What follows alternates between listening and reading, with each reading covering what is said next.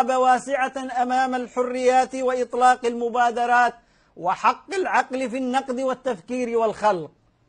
في هذه الأرض الطيبة أنجز علي عبد الله صالح نموا باذخا أخرج اليمنيين من ذل الحاجة والجهل والمرض إلى رحابة العلم والعمل،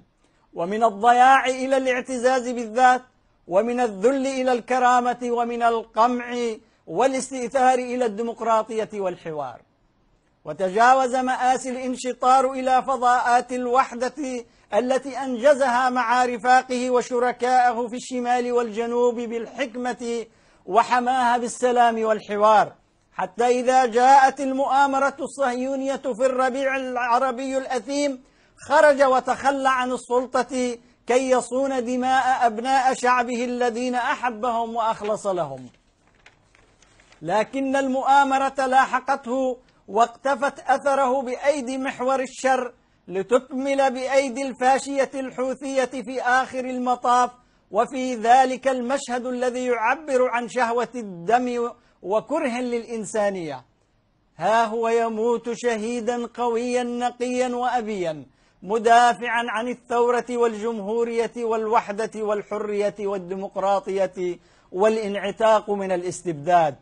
تشهد خاتمته على ذلك وعلى بشاعة الذين شربوا من دمه، وتعطي هذا الدم وقودا لمناضل المؤتمر كي يشد الأيادي والعزائم ويرص الصفوف، وللشعب اليمني كي يمضي على دربه بأعلى الكبرياء لمناهضة الواقعين في كهوف العنصرية والسلالية، ولكي ينتصر لحق اليمنيين في حياة يتساوى فيها الإنسان بالإنسان، وترتفع فيها هامات اليمانيين فوق ظلم وجبروت الأسياد الحالمين بعودة الكهنوت والاستبداد وحكاما يريدون شعبا من العبيد.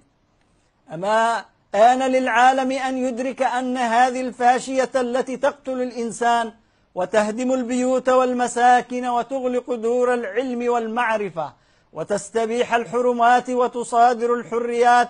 هي إرهاب منظم يتم على مرأى ومسمع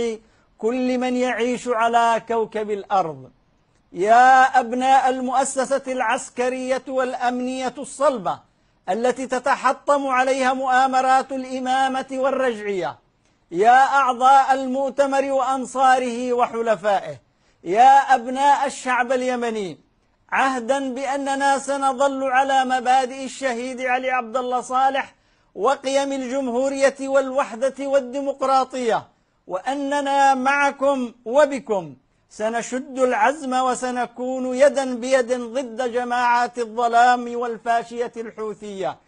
التي دمرت قيم الإخاء والتعايش وأدخلت البلاد في الفوضى والارتهان والعمالة، وتريد عزله عن محيطه الإقليمي والدولي ليكون تحت ولاية الفقيه وملال قم.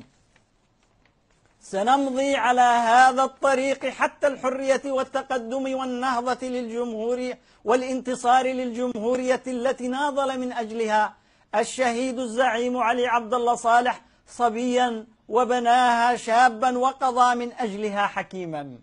تحية لعلي عبد الله صالح عند خالقه، تحية لذكراه، عهدا ووفاء أن يأخذ الراية بعدك رجال صدقوا الله ما عاهدوا عليه، تربوا على مبادئك ونهلوا من ينابيع عطائك ومهاراتك وصبرك وحكمتك، رجال سينتصرون للثورة ويدحرون الإمامة ويحافظون على الجمهورية والوحدة والديمقراطية